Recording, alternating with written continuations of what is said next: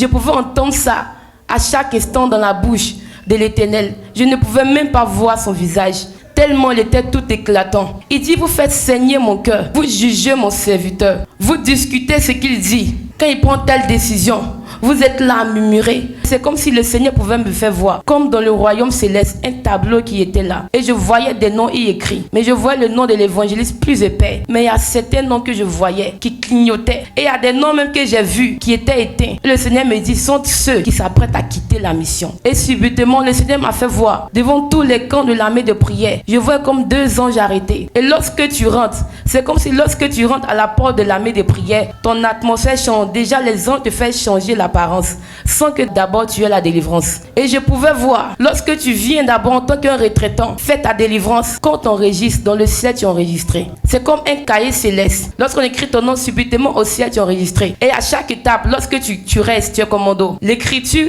devient de plus en plus épais. Mon œuvre, mon œuvre, mon œuvre. Tandis que mon serviteur prie pour ne pas que vous ratez le ciel. Vous, à votre position, vous ne faisiez que pratiquer la désobéissance.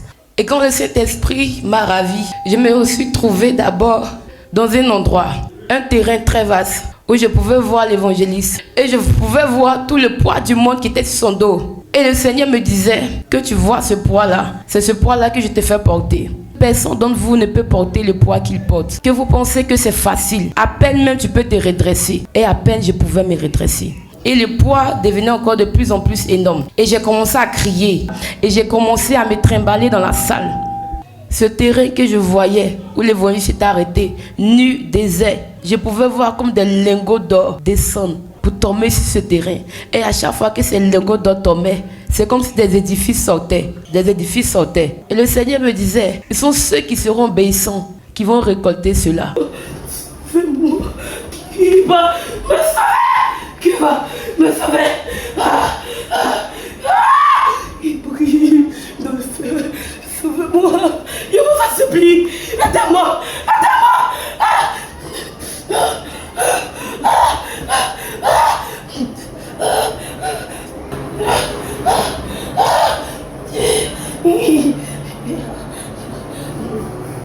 Amen. Avant de débuter, je vais demander aux chantes de venir nous chanter ce cantique qui dit « Il est le Dieu qui garde l'alliance, et il n'y a point d'autre Dieu à part lui. »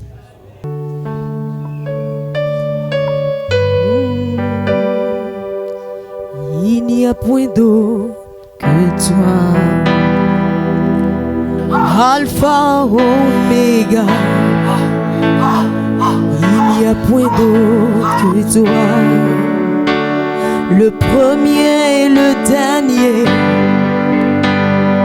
Il n'y a point d'autre que toi, Alpha, Oméga. Il n'y a point d'autre que toi. Ton nom est Jésus, ton nom est Jésus-Christ.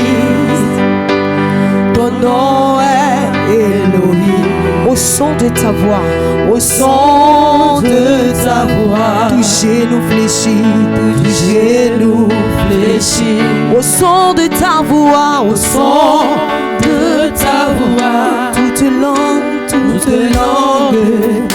confesse. Tu es le Dieu qui garde l'alliance. Il n'y a point d'autre que toi, il n'y a point d'autre que toi. Ton nom est Jésus, ton nom est Jésus-Christ. Ton nom est Elohim. Au son de ta voix, au son de ta voix, tout genou fléchit, tout genou fléchit. Au son de ta voix, au son de ta voix, toute langue confesse, toute langue confesse. Tu es le Dieu qui garde l'alliance. Il n'y a point d'autre que toi, il n'y a point d'autre que toi. Oh, Dieu qui garde l'alliance. Il n'y a point d'autre que toi. Alpha, Oméga, Alpha, Oméga. Il n'y a point d'autre que toi. Dieu qui garde l'alliance. C'est Jésus qui garde l'alliance. Il n'y a point d'autre que toi. Alpha, Oméga. Oméga, Alpha, Oméga. Il n'y a point d'autre que toi. Il n'y a point d'autre que toi. Dieu qui garde l'alliance, Dieu qui garde l'alliance. Il n'y a point d'autre que toi. Alpha, Oméga. Il n'y a point d'autre que toi. Que le Seigneur nous bénisse. Que sa grâce repose sur chacun de nous. Je bénis le nom du Seigneur pour la grâce qu'il m'a fait hier. Avant cela, lorsqu'on a commencé le moment d'adoration la semaine, le Seigneur me parlait d'enlèvement. Et je disais à Dieu que non, que je ne voulais pas partir, je ne voulais pas faire partie de ceux qui seront enlevés. Qu'il allait me ravir au fait, que je ne voulais pas. Et hier, pendant la prière d'ensemble qu'on faisait avec les commandos, le Seigneur m'a fait voir encore cela. Et malgré qu'on a fini, j'étais sous l'onction, mais j'essayais de me contenir. Et lorsqu'on a fini, on dit que chaque commando rentrait dans sa salle de prière. Et lorsque je suis partie m'asseoir dans la salle de prière, j'ai senti d'abord comme un poids qui était sous mon dos. Bon, je pensais que c'était du genre un mal qui était de manière à passer. Et le poids devenait encore de plus en plus énorme. Et j'ai commencé à crier. Mon dos, ceux qui étaient en salle avec moi, mon dos, que j'ai mal au dos, que mon dos me fait mal. Mon dos me fait mal, mon dos me fait mal. Et j'ai commencé à me trimballer dans la salle. Et le Seigneur disait que quand on vous parle, vous n'entendez pas. Que quand on vous parle, vous n'entendez pas. Et subitement, l'Esprit de Dieu m'a ravi. Et quand le Saint-Esprit m'a ravi, je me suis trouvée d'abord dans un endroit, un terrain très vaste, où je pouvais voir l'évangéliste. Et je pouvais voir tout le poids du monde qui était sur son dos. Et le Seigneur me disait que tu vois ce poids-là, c'est ce poids-là que je te fais porter. Vous jugez mon serviteur. Vous discutez ce qu'il dit.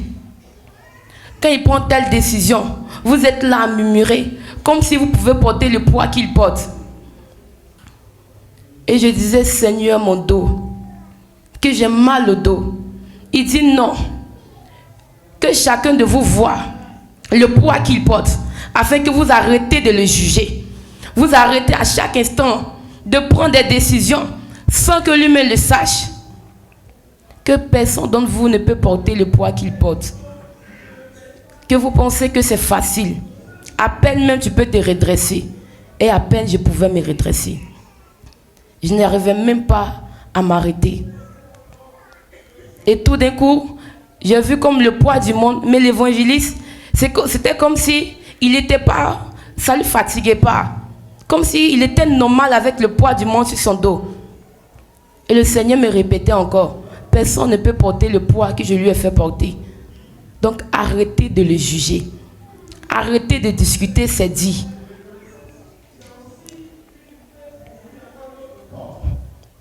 Il dit arrêtez de le juger. Arrêtez de discuter, c'est dit. Je pouvais entendre ça à chaque instant dans la bouche de l'Éternel. Je ne pouvais même pas voir son visage. Tellement il était tout éclatant. Et sur le terrain où l'évangile c'était un terrain très plat. Il n'y avait ni construction, il n'y avait aucun édifice. Et subitement, c'est comme si le Seigneur pouvait me faire parler de 3 catégories. D'abord, il me parlait de nous, les serviteurs de Dieu. Il me parlait aussi des retraitants qui venaient. Il me parlait aussi de ceux qui ont quitté la mission. Il me parlait de nous, les serviteurs. Il dit, vous faites saigner mon cœur. Vous faites saigner mon cœur, vous.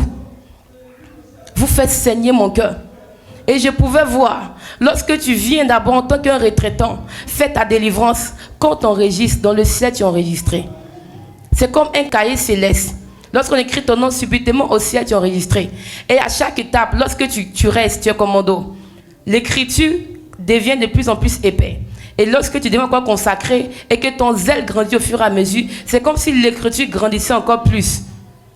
Et c'est comme si le Seigneur pouvait me faire voir, comme dans le royaume céleste, un tableau qui était là. Et je voyais des noms y écrits. Mais je voyais le nom de l'évangéliste plus épais. Mais il y a certains noms que je voyais qui clignotaient. Et le Seigneur me disait que c'est vous, parmi vous, ceux qui ne sont pas fermes. Ce sont ceux que les noms clignotent. Et il y a des noms même que j'ai vus qui étaient éteints.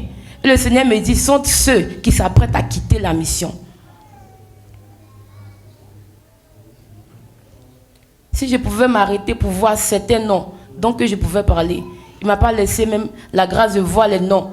Je peux dire de mes frères et sœurs qui sont avec moi ici. Mais c'est le nom de l'évangile qui m'a permis de bien voir. Et à chaque instant, lorsqu'il disait que quand ton nom clignote, ta foi vacille, tu n'es plus ferme. Ton adoration n'est plus totale. Et je pouvais voir des noms qui sont restés intacts, qui ne clignotaient pas. Et le Seigneur me disait, ce sont ceux qui écoutent mon serviteur, ceux qui obéissent à ses dits et ceux qui marchent selon ma parole. Peuple de Dieu, lorsque je voyais ce tableau, je voulais chercher mon nom aussi. Pour voir j'étais à quel niveau. Pour voir si réellement mon nom clignotait ou si mon nom était de manière éclairée. Mais le Seigneur ne m'a pas laissé cette grâce de voir. Et subitement, le Seigneur m'a fait voir, devant tous les camps de l'armée de prière, je vois comme 2 anges arrêtés. Et lorsque tu rentres, c'est comme si lorsque tu rentres à la porte de l'armée de prière, ton atmosphère change. Déjà, les anges te font changer l'apparence, sans que d'abord tu aies la délivrance. Et le Seigneur me disait, que tu vois les noms que tu vois, ce sont les noms qui vont rester là dans le royaume des cieux. Qui vont rester dans le royaume des cieux. Et le Seigneur pouvait me faire voir encore ceux qui étaient dans la mission qui sont partis. Sur le nom, sur le tableau, je pouvais voir des noms qui étaient arrachés. Il disait que ce sont ceux qui sont partis. Et subitement, mon âme s'est retrouvée en enfer. Et les démons avec la liste de ceux qui ont servi ici et qui sont partis. Et c'est comme si là-bas, l'ange de l'Éternel était arrêté auprès de moi. Et il me faisait entendre ceux qui avaient quitté la mission. Il y avait une sorte de coalition qui critiquait l'évangéliste, qui ont commencé à dénigrer l'église. Et les démons m'ont fait ressentir ce qui allait se passer sur leur vie. S'ils ne se retournent pas, s'ils ne se répondent pas, venir demander réellement pardon à l'évangéliste pour qu'il prie pour eux, pour retirer l'épée qui est au-dessus de leur tête. Et c'est comme si l'Éternel me disait que tu vas voir la douleur que tu vas ressentir. Je sentais que je mourrais. Je mourrais réellement. Je ne sais pas comment je vais expliquer la douleur que je ressentais. Personne même ne pouvait m'aider. Je sentais comme si je ne sentais plus mon âme, ni tous mes nerfs, comme si mon sang était arrêté. Comme s'il était devenu très raide. Je pouvais sentir comme si mes os ne bougeaient plus. Et l'Éternel qui était arrêté avec l'ange me disait, lorsque tu partiras, que je te fais ressentir cela pour qu'ils voient. S'ils n'arrêtent pas, s'ils ne reviennent pas auprès de mon serviteur, pour se repentir, pour qu'ils prient pour eux, pour retirer l'épée qui est sur la tête. C'est cette sanction qui les attend ici. C'est cette sanction qui les attend là-bas. Le Seigneur me parlait d'obéissance. Il me parlait d'obéissance. Il disait à chaque fois que l'évangéliste parle, on dit, oh, c'est la même chose. Ah, c'est toujours lui qui parle. On a compris. Le Seigneur pouvait me faire voir son cœur pleurer. Et je pleurais. Il dit, vous saignez mon cœur. Vous saignez mon cœur. Vous saignez mon cœur. Le Seigneur m'a montré une image où je voyais l'évangile dans sa chambre, qui priait, qui pleurait pour nous.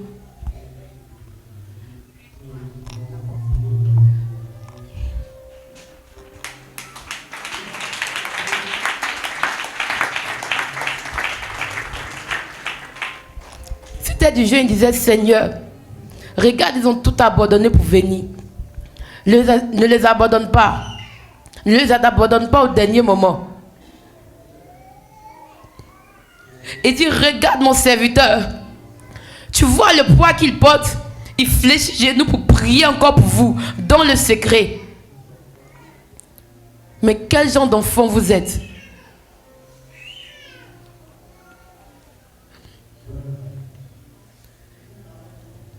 Il dit, quel genre d'enfant vous êtes? Quel genre d'enfant vous êtes? À peine je ne pouvais porter le poids sur mon dos. Mais lorsque je me suis levée, je ne pouvais pas marcher. Je ne pouvais pas marcher du poids que je portais. Il fallait qu'on me tienne la main pour que je puisse marcher. Et le poids pesait. Jusqu'à ce que quand le voleur est venu, qu'il a prié pour moi. Et c'est comme si la douleur s'est arrêtée. Il dit, mon serviteur fléchit les genoux dans le secret pour prier pour vous.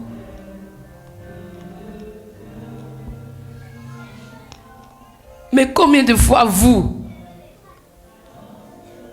désobéissances crient à moi? Vos désobéissances crient à moi. Peuple de Dieu, je ne voudrais même pas que chacun de nous ressent cela. Ressent le poids du monde porté sur son dos. Il dit, vos désobéissances crient à moi. Vos désobéissances crient à moi. Vos désobéissances crient à moi. Et le Seigneur me répétait cela. Le Seigneur me répétait encore. Le Seigneur me répétait encore. Mon œuvre. Mon œuvre. Mon œuvre. Mon œuvre. Tandis que mon serviteur prie pour ne pas que vous ratez le ciel.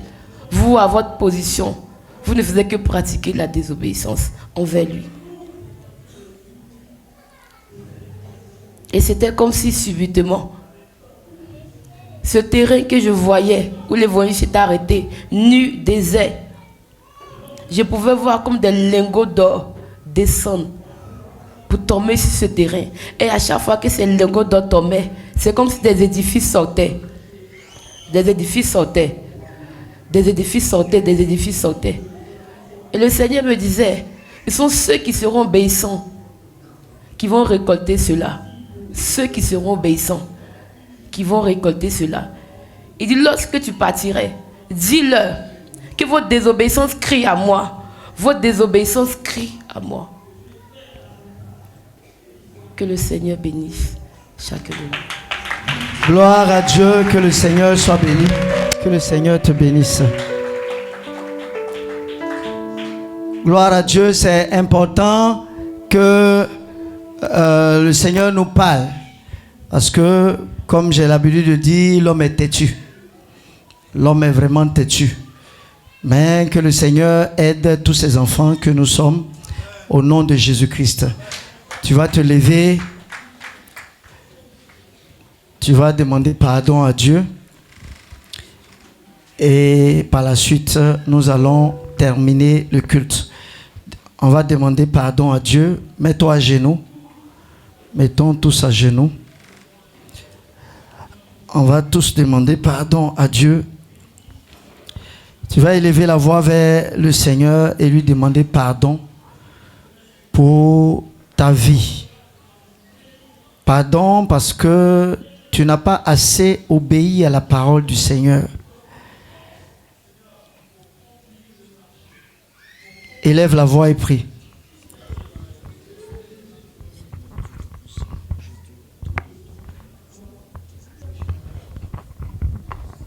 Père éternel, Dieu Tout-Puissant, je te bénis, Père éternel, pour tes enfants. Seigneur Jésus-Christ, je te prie de pardonner à chacun de tes enfants que nous sommes. Seigneur, Dieu Tout-Puissant, Dieu de miséricorde, Dieu amour et compatissant. Seigneur, Dieu Tout-Puissant, agis dans les vies même de toutes ces personnes qui sont sorties de la mission. Seigneur, Dieu Tout-Puissant, je te prie de les ramener à toi, dans ta sainteté. Toi qui es le Dieu, Père éternel, qui peut tout. Seigneur, Dieu Tout-Puissant, agis et pardonne, Père éternel, les péchés de tes enfants à travers le monde, à travers, Père éternel, ta mission, tes enfants ici et à travers le monde. Que ta sainteté, Père éternel, ne s'éloigne point de leur vie. Que ta toute présence, ta sainte pureté, Seigneur, se rattache à leur vie. Seigneur, je te prie de pardonner, Père éternel, chacun de nos faits. Au nom de Jésus-Christ. Regarde, Père éternel, à ta miséricorde, à ta sainteté. Agis au nom de Jésus-Christ. Pour la seule gloire de ton Saint-Nom, au nom puissant de Jésus-Christ, je prie. Amen.